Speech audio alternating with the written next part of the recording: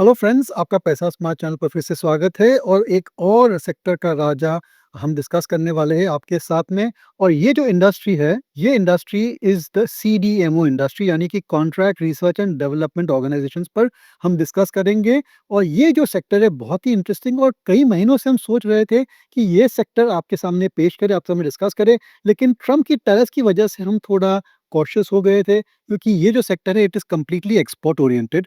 और हमने हमारे पहले वीडियोस में कहा है कि don't go for export oriented businesses. लेकिन ये जो इंडस्ट्री है इतनी इंटरेस्टिंग और इसके प्रोस्पेक्ट इतने बढ़िया है कि we thought that we should definitely present this sector to you. Deepan Mehta is joining us now, director at Elixir Equities. Dipan Mehta. We have Dipan Mehta. Welcome on board Dipan Mehta. The Dipan Mehta. Dipan Mehta. Dipan Mehta. Dipan Mehta is with us. लेकिन आगे जाने से पहले please have a look at this meme. ये जो शब्द है meme, it is new to me, लेकिन आपकी जनरेशन डेफिनेटली अंडरस्टैंड कि मेम क्या होता है। और ये जो मेम है it is on president Trump, जहां पर वो कहते हैं कि उनकी टैरिफ चल नहीं रही है और हेल्प सेंटर पे फोन कर रहे हैं। तो जो हेल्प डेस्क के जो रिप्रेजेंटेटिव है वो कह रहे हैं have you tried on end of, यानी कि आपने क्या रिबूट किया है कि नहीं किया है। यही हो रहा है यूएस में और रेस्ट ऑफ द वर्ल्ड में कि प्रेसिडेंट ट्रम्प टैरिफ लगाते हैं, फिर हटाते हैं, फिर लगाते हैं, फिर हटाते हैं। और पूरा कंफ्यूजन है कि एग्जैक्टली कैसे टैरिफ्स लगने वाले हैं और कौन से सेक्टर्स और कौन सी कंट्रीज पर मैक्सिमम इफेक्ट उसका आने वाला है। लेकिन कुछ कुछ हम समझ सकते हैं कि when it comes to pharmaceuticals, US की जो टैरिफ पॉलिसी रहेगी वो थोड़ी सिलेक्टिव रहेगी। एंड व्हाट वी अंडरस्टैंड कि जो जेनेरिक फार्मास्यूटिकल्स है, जो मी टू प्रोडक्ट्स है, वहाँ पर शायद they will impose tariffs which can be passed on to the US consumer. लेकिन जो स्पेशलाइज्ड प्रोडक्ट्स है, जहाँ पर they want to go for research and development and new chemical entities, तो वो सब प्रोडक्ट्स पर शायद कस्टम ड्यूटी नहीं लगेगी। और अगर लगेगी भी तो भी इट वुड नॉट बी एक material difference to the prospects of the CDMO companies. तो पहले आगे जाने से पहले ये जो एक्रोनिम है सीडीएमओ, ये बिजनेस क्या है ये मैं थोड़ा आपको समझाना चाहता हूँ। तो जैसे मैंने कहा, CDMO stands for contract research and development organisations. और ये जो सेक्टर है वो एक काफी नीश सेक्टर है इन द फार्मास्यूटिकल इंडस्ट्री। देखिए, फार्मा इंडस्ट्री की ग्रोथ कभी होती है व्हेन न्यू केमिकल एंटिटीज, यानी कि new molecules are developed and then they are administered to the people at large. जैसे कि बड़ी बड़ी जो डिजीज है, जैसे कि कैंसर है, डायबिटीज है, ओबेसिटी है, या फिर न्यूरो डिजीज जैसे कि पार्किंसंस है, या फिर अल्जाइमर है। ये सब जो इलनेसेस है, इसका कोई भी शॉर्ट इलाज नहीं है। लेकिन इतनी सारी रिसर्च चल रही है in finding new medicine for these diseases कि इसके पीछे करोड़ों रुपए, billions of dollars are being spent in trying to find the next new drug which can cure cancer और any of these degenerative diseases. तो काफी सारा रिसर्च चल रहा है, काफी सारे खर्चे आ रहे हैं in R and D for finding new chemical entities. लेकिन ये जो प्रोसेस है वो बहुत ही लंबा है, बहुत ही एक्सपेंसिव है। तो थोड़ा समझते हैं कि ये प्रोसेस है क्या। तो नया केमिकल एंटिटी की जो एक्सप्लोरेशन है, यानी कि जो डिस्कवरी है, वो काफ़ी लंबी प्रोसेस, जैसे मैंने कहा। तो पहले तो थियोरेटिकल एक केमिकल एंटिटी बनती है, then that particular chemical entity और that new molecule is tested on animals. पहले छोटे एनिमल्स पर टेस्ट होता है, then it goes on to monkeys. फिर इवेंचुअली कई सारे फेजेस में it is also experimented on actual human beings. और फिर फाइनली कई सालों के बाद when that chemical entity or that new molecule की effectiveness test हो जाती है, then it is approved by the FDA of USA or any other country, and then it is sold to the general public at large through the doctors. तो ये जो process है उसमें 5 साल से 15 साल भी लग सकते हैं, और 4 फेजेस रहते हैं, फेज 1, फेज 2, फेज 3, फेज 4। इसमें मैं इतना डिटेल में जाना नहीं चाहूंगा। लेकिन ये जो नया मॉलिक्यूल है, ये जो कंपनी जो नया मॉलिक्यूल की सोच करती है, जो डिस्कवर करती है, they get it manufactured by these CDMO companies. तो जो भी नया केमिकल एंटिटी है, जो नया मॉलिक्यूल है, somebody has to manufacture it so that it can be at least tested on animals and then a small section of the population and then eventually sold in the market. तो ये जो molecule है, ये जो molecule बनाने वाली कंपनियां रहती है, they are called CDMO companies. और इंडिया, चाइना और अन्य जो बड़े बड़े कंट्रीज है, they have got large companies which are specialized, which are focused only on manufacturing the small batches. इसको छोटी बैचेस बोलते हैं, small batches of new molecules which are used for testing. ये जो पूरा बिजनेस है, इसमें सक्सेस कभी आता है? सक्सेस तब आता है जब जो बैचेस, स्मॉल बैचेस आपने बनाई है, they get approved after 3, 4, 5 years by the US FDA. और फिर इसका मास मैन्युफैक्चरिंग होके they start being sold in the particular pharma market. तो जो वो स्टेज पे अंत की स्टेज में when actually it is commercialised, that is when it is a big lottery for CDMO companies, क्योंकि जो उसका मैन्युफैक्चरिंग है, they just scale up the operation, they scale up the capacity and they are able to sell that particular molecule on a exclusive basis to the innovator company. Innovator company का मतलब ये होता है कि the company which has spent the money on doing the R&D, which has thought of the new molecule and then launched that new molecule in the market. आपको आश्चर्य होगा कि आज की तारीख में यूएस में 25% जो नए मॉलिक्यूल आ रहे हैं, they are being discovered by small companies which are funded by private equity. बहुत ही इंटरेस्टिंग फैक्ट है कि the lot of research being done in new molecules, in new medicines is being done by small companies which are funded by private equity and not so much by large pharmaceutical companies. और ये जो छोटी छोटी startup companies है, छोटी छोटी biotech companies है, they are outsourcing the manufacturing of these molecules to CDMO companies. They are also outsourcing the testing of these molecules on animals and on human beings to other research organizations in India and elsewhere. तो ये जो पूरा structure रहता है for finding new molecules, वहाँ पर काफ़ी अच्छी अपॉर्चुनिटीज़ है for outsourcing and costs are very important. इसकी वजह से मेरे ख्याल से सीडीएमओ की जो इंडस्ट्री है, इसके प्रोस्पेक्ट्स बहुत ही बढ़िया है। चलिए आगे चलते हैं और मैं आपको 2 ऐसे अनोखे फैक्ट्स कहना चाहूँगा, जिससे आप कन्विंस हो जाएँगे कि इंडिया की जो सीडीएमओ इंडस्ट्री है, उसके प्रोस्पेक्ट्स बहुत ही बेहतर है। बाय द वे फ्रेंड्स, आपको जानना ज़रूरी है कि US is the largest pharma market in the world, और वहाँ पर जो इनोवेशंस चल रही है, वहाँ पर जो जिस हिसाब से डेवलपमेंट्स हो रही है, it is a trend setter for the entire world. अगर यूएस में कोई मॉलिक्यूल सक्सेस हो जाता है, they become successful globally as well. तो यूएस गवर्नमेंट ने 2 एक्ट्स लॉन्च किए, यानी कि अप्रूव किए या in the process of getting approved. एक पहला वाला एक्ट है इन्फ्लेशन रिडक्शन एक्ट। ये जो एक्ट है, इसका कहना ये है कि जो लार्ज फार्मा कंपनीज़ है, which spend billions of dollars on new molecules, और जब वो न्यू मॉलिक्यूल लॉन्च करती है, तो उसकी therapy runs into tens and thousands of dollars. तो they want to force the large pharmaceutical companies to reduce the cost of R&D, to reduce the cost of new molecules। और ये जो inflation reduction act है, that is the act which is directing these large pharma companies to reduce the cost of new molecules। इसकी वजह से the large pharma companies, चाहे वो novo Nordisk हो, फाइजर हो, ग्लैक्सो हो, they are outsourcing more and more of their R&D functions to other countries। यानी कि they are outsourcing the manufacturing of the molecule and the testing, the documentation and a lot of other services are being outsourced to CDMO companies। तो ये जो एक act हो गया, इसकी वजह से पूरे विश्व की CDMO इंडस्ट्री पर फायदेमंद है। It will be benefiting to the entire CDMO industry globally. दूसरा जो एक्ट है which at present is being stalled, लेकिन ऑलरेडी हम इसका इफेक्ट देख रहे हैं, that is the biosecurity act. तो बायोसिक्योरिटी एक्ट जो यूएस का है, उसका कहना यह है कि they want the American health care industry to outsource more and more products from countries other than China. आज की तारीख में Chinese pharmaceuticals, Chinese molecules are imported in huge quantity into the US, but they want to now diversify the supply. उसकी वजह से Indian CDMO companies के prospects बहुत ही बढ़िया है, because now whenever a new molecule entity की discovery होती है या उसका जो प्रोसेस है वो चालू होता है, then a lot of that business can come to India over China. Boston Consulting Group, जो कि बहुत ही इन्फ्लुएंशियल कंसल्टिंग कंपनी है यूएस में, उनका कहना है कि ये जो सीडीएमओ इंडस्ट्री है, इसकी वैल्यू $140 बिलियन है, और इसमें इंडिया की मार्केट शेयर केवल 2% है, and that can grow 7 times to 25-30 billion dollars in the next 10 years or so, because of increased outsourcing and also because of China plus one policy। इसलिए India में जो भी सीडीएमओ कंपनीज है, उनके prospects मेरे हिसाब से बहुत ही अच्छे हैं, और हमने बहुत रिसर्च किया है इन कंपनियों में, and it is only now that we are discussing the CDMO industry, because we feel कि ट्रम्प टैरिफ्स का इस पर ज़्यादा असर नहीं होगा। तो ये जो कंपनियां हैं, उस पर आपको खास ध्यान रखना है। तो इंडिया में 4 कंपनियां हैं which is focused exclusively on CDMO business. एक तो है डीवीज लेबोरेटरीज, दूसरी है सुवेन लाइफ साइंसेज, तीसरी है ब्लू जेट हेल्थ केयर, और फोर्थ कंपनी है सिंजिन इंटरनेशनल। ये चारों कंपनी की डिस्कशन हम करेंगे इन दिस पर्टिकुलर वीडियो, इसलिए प्लीज अंत तक देखिए। हमारी जो पहली कंपनी है वो है डीवीज लेबोरेटरीज, और ये इंडिया की सबसे लार्जेस्ट सीडीएमओ कंपनी है। और ये जो सीडीएमओ बिजनेस है, that they call as custom synthesis business in Divi's laboratories, और करीबन 53% रेवेन्यूज इस कंपनी के कस्टम सिंथेसिस यानी कि सीडीएमओ से आते हैं।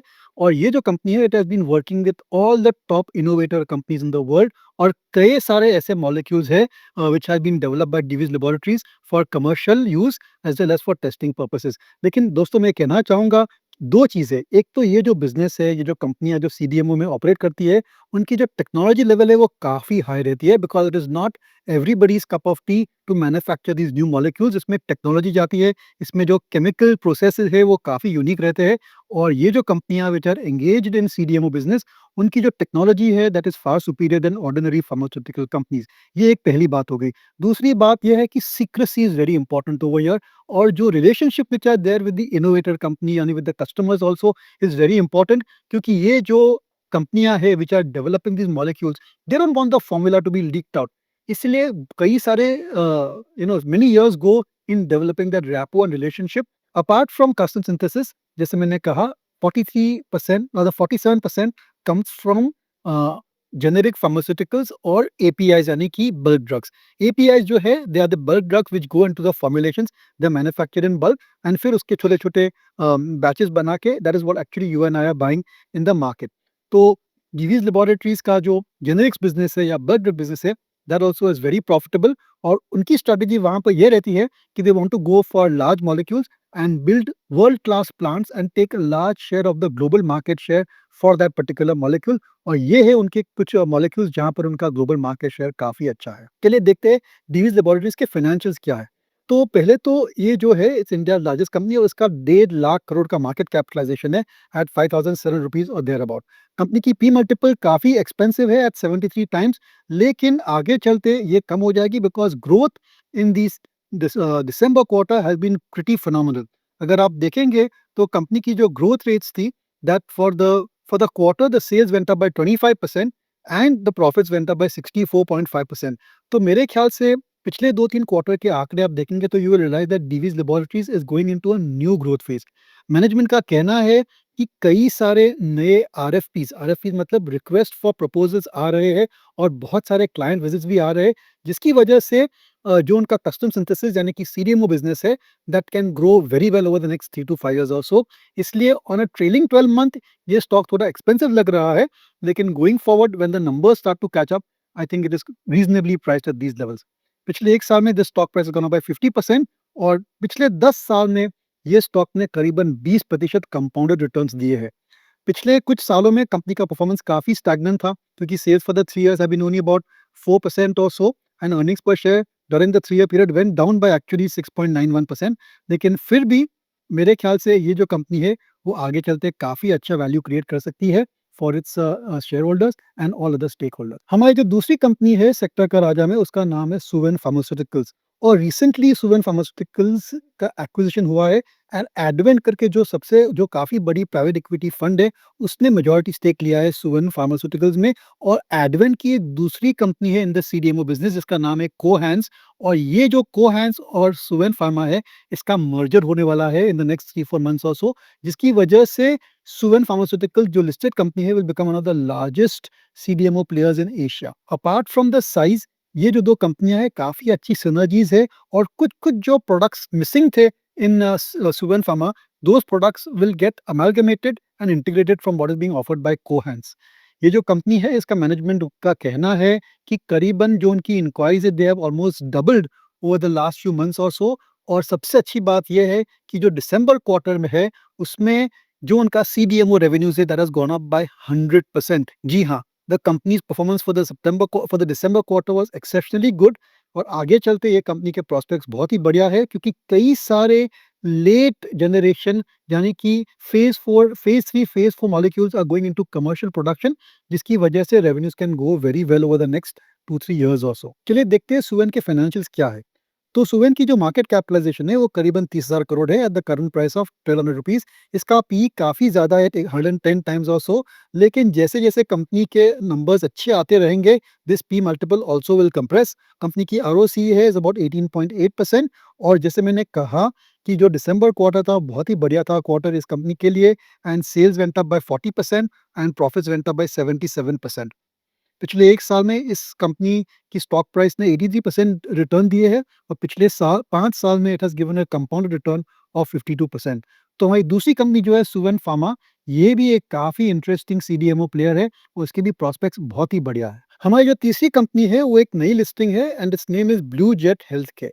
ये जो कंपनी है उसका बिजनेस मॉडल थोड़ा अलग से है, and they are not so much focused on new chemical entities, but rather they are one of the largest contract manufacturers for contrast media chemicals. यानी कि अगर आप सीटी स्कैन करा रहे हो, एक्सरे करा रहे हो या फिर अल्ट्रासाउंड है या एमआरआई है, तो उसमें जो डाई जाती है आपके अंदर, the chemicals for that dye is being manufactured by Blue Jet Health के।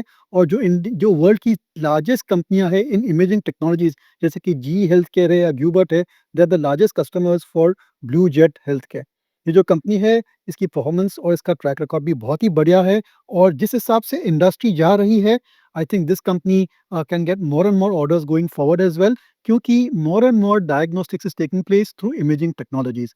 और यहाँ पर भी काफ़ी अच्छे R&D और डेवलपमेंट्स आ रहे हैं, जिसकी वजह से demand for contrast media is gradually going to go up.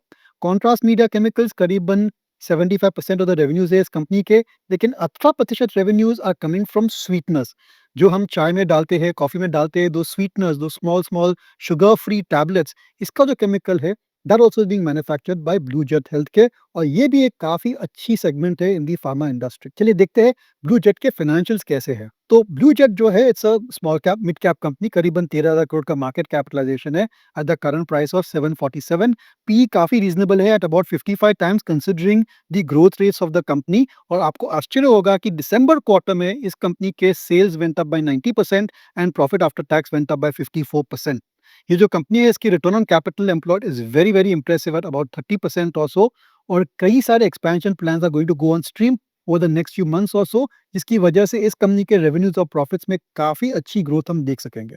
अभी हमारी जो आखिरी कंपनी है वो है सिंजीन इंटरनेशनल। और आपको आश्चर्य होगा कि करीबन 8,000 जो उनके एम्प्लॉयज है, उसमें से 4,600 तो साइंटिस्ट है। सिंजीन इंटरनेशनल एक completely integrated research services company है, and right from pre clinical research to clinical research and then manufacturing, सभी जो एक्टिविटीज है are largely done under single roof by Syngene International. World की जो टॉप 20 कंपनियां हैं फार्मास्यूटिकल कंपनी, उसमें से 14 इसके कस्टमर्स है। और पिछले कुछ सालों में उन्होंने काफी बढ़िया कैपेसिटीज डाली है, not just for manufacturing but also for carrying out research. देखिए, ये कंपनी का ट्रैक रिकॉर्ड इतना बढ़िया नहीं है, पिछले 4-5 साल में काफी स्टैग्नेशन था, लेकिन आगे चलते because of improved performance of the industry and fantastic prospects going forward, मेरे ख्याल से सिंजीन इंटरनेशनल के जो ग्रोथ रेट्स है will definitely go up over the next few years or so। और कंपनी की जो पोजीशन है as a integrated research services offering, research services company, that is very advantages. ये जो कंपनी है वो कई सारे डेडिकेटेड रिसर्च सेंटर सेटअप करती है for the large global pharmaceutical company, यानी कि जो उनके कस्टमर्स है काफी स्टिकी रहते हैं, and there is a good customer loyalty which is advantage for Syngene International. चलिए देखते हैं सिंजीन के फाइनेंशियल्स क्या है। तो 716 रुपए के दाम में इसकी मार्केट कैपिटलाइजेशन करीबन 28,000 करोड़ है। कंपनी की पी मल्टीपल अबाउट 60.3 टाइम्स है, जो कि काफी रीजनेबल है। लेकिन आगे चलते अगर नतीजे अच्छे आते हैं तो definitely this P multiple can go down little bit और सो। 3 साल में 17% का सेल्स ग्रोथ है और पिछले 5 साल में करीबन 13.8% इसका सेल्स ग्रोथ है। लेकिन जैसे मैंने कहा कि company is been stagnating for the last few years और so. EPS for the last 5 years has gone up by just 9.57% compounded, और from its all-time high, the stock is trading at 25% lower। तो सिंजीन की जो performance है has been pretty stagnant, लेकिन I am sure that it is soon to be entering into a new growth phase। तो ये थी हमारी 4 कंपनियां इन सेक्टर का राजा। इसके अलावा there are certain other interesting companies also which are engaged in CDMO activity and which investors certainly should keep an eye on। They are Dishman, फिर Piramal health care और वन सॉस। लेकिन ये 3 कंपनियों की discussion हम बाद में करेंगे इन मे बी पैसा मेकर और एनी अदर वीडियो। लेकिन ये जो 4 कंपनियां हैं जो हमने अभी डिस्कस किए, I think they are the leading players in the CDMO industry, और इनके प्रोस्पेक्ट्स हमको बहुत ही बढ़िया लगते हैं। ये एक रिकमेंडेशन नहीं है, आप ना खुद ड्यू डिलिजेंस कीजिए before investing in these companies. चलिए आगे चलते हैं, CDMO इंडस्ट्री के रिस्क फैक्टर्स क्या हो सकते हैं। तो देखिए, it is dependent upon the R&D activities which are conducted by the pharma industry. अगर कोई कारण से R&D एक्टिविटीज, नए मॉलिक्यूल्स पे काम अगर कम हो जाता है, then CDMO industry globally can get affected and therefore Indian CDMO companies also can be impacted negatively। इसके अलावा अगर कोई US FDA का इंस्पेक्शन आ जाता है एंड कोई भी मैन्युफैक्चरिंग डिफिशिएंसीज या डिफेक्ट्स निकलते हैं, तो सीधा सीधा असर इसका नेगेटिव एस्पेक्ट आ सकता है on the particular company also, जैसे हमने देखा था in the case of Divi's Laboratories and also in the case of Dishman. तो अगर उनका US FDA का इंस्पेक्शन या और कोई भी एजेंसी का इंस्पेक्शन ठीक नहीं जाता है and certain deficiencies are point out, then definitely इन कंपनी के रेवेन्यूज पर नेगेटिव इफेक्ट आ सकता है। तो ये थे risk factors for the CDMO industry. अब हम डिक्लेयर करेंगे कि सेक्टर का राजा कौन सा है। तो अनडाउटेडली डिवीज लेबोरेटरीज इस सेक्टर का राजा है। ये लार्जेस्ट CDMO कंपनी भी है, और आगे चलते जो उनका बड़ा नया प्लांट आ रहा है काकीनाडा में 1400 करोड़ की एक्सपेंशन कर रही है. As and when that goes on stream you will see a marked improvement in revenues and profits. Divi's laboratories अन्य जो कंपनी हमने डिस्कस किए, they are not recommendations, they are just discuss with you for giving you knowledge. और ये जो sector है इस पर हमारा व्यू पॉजिटिव है, लेकिन आपको खुद अपनी रिसर्च करनी चाहिए. अंत में बहुत बहुत धन्यवाद हमारे चैनल को सब्सक्राइब करने के लिए और सपोर्ट करने के लिए.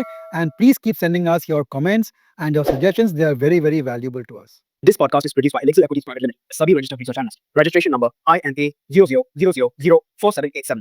The information provided in this podcast is for educational and informational purposes only and should not be considered as investment advice. Investment in securities market are subject to market risk. We strongly advise all investors to read all related documents carefully before investing.